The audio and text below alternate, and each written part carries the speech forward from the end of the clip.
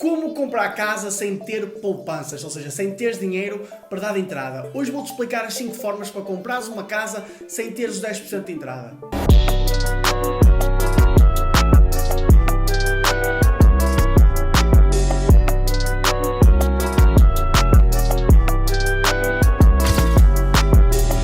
Olá, o meu nome é Miquel Moreira e bem-vindos ao meu canal. Para começar, pedir dinheiro emprestado ao banco para comprar casa é a solução mais habitual em Portugal nos últimos anos.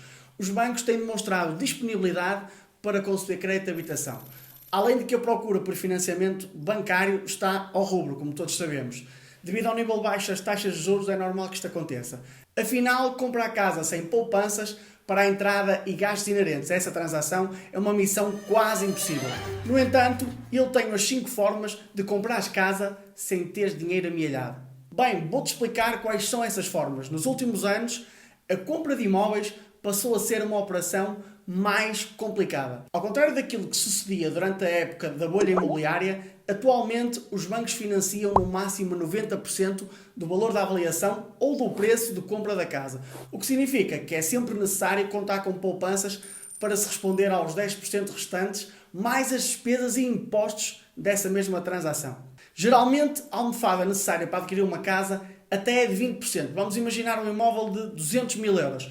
Irias precisar de 40 mil euros, que é para a entrada, 10%, e depois tens impostos e restantes despesas. Tendo em conta o salário médio em Portugal, a opção tradicional para pessoas se converterem num proprietário pressupõe ter de poupar durante vários anos. Como todos sabem, o negócio de compra e venda de imóveis, mesmo em tempos de pandemia, está nos seus máximos de mais ou menos de há uma década, o que significa que passa a ser complicado obter esses 20% que são aconselháveis.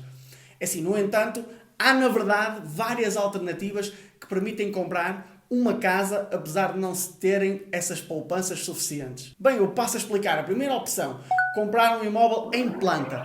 Esta opção pressupõe comprar a casa antes de estar terminada e muitas vezes antes de ter iniciado a construção da mesma, o que permite ir pagando prestações pouco a pouco, até alcançar os 10% do preço que no máximo os bancos não financiam. E vai dando tempo para poupares para pagar esses impostos. Eu diria que o ideal é procurar um crédito de habitação num prazo de 2 ou 3 meses antes de poder começar a viver na casa.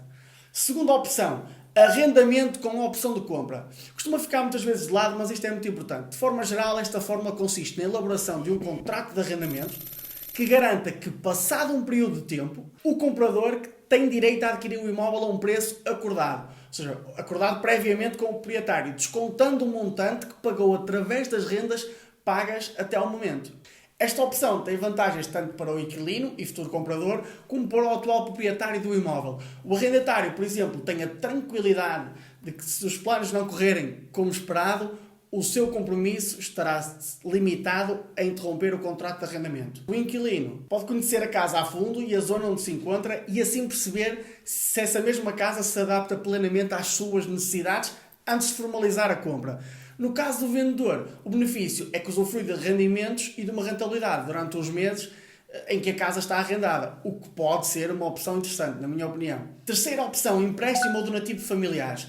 Outras possibilidades é que alguém próximo, um familiar ou um amigo, tenha poupanças suficientes para poder emprestar ao comprador um montante que lhe permita fazer face a um processo de compra habitual. Quarta opção, um familiar pedir um empréstimo pessoal. No caso de não dispor esta almofada financeira que estávamos a falar, uma via a utilizar é que seja um familiar, habitualmente são os pais, a pedir um empréstimo pessoal junto do banco para poder cobrir um montante que não é financiado por esta entidade. Esta alternativa é logicamente mais arriscada que a anterior, já que prevê um endividamento extra, ou seja, ficas com 2 endividamentos. E em quinto lugar está a compra de um imóvel do banco. Uma forma de aceder a um imóvel, apesar da falta de poupanças, é a compra de uma casa do banco. O negócio principal das entidades bancárias não é o imobiliário, como todos sabemos, no entanto os bancos oferecem esta possibilidade. Adicionalmente, também apresentam soluções de financiamento adaptadas a este tipo de compra.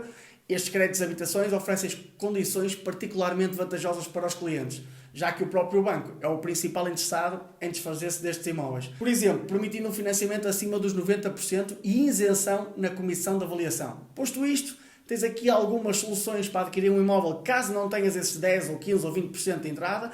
E se gostaste deste vídeo, já sabes, coloca um like, subscreve o meu canal, porque todas as semanas temos um vídeo novo. Obrigado!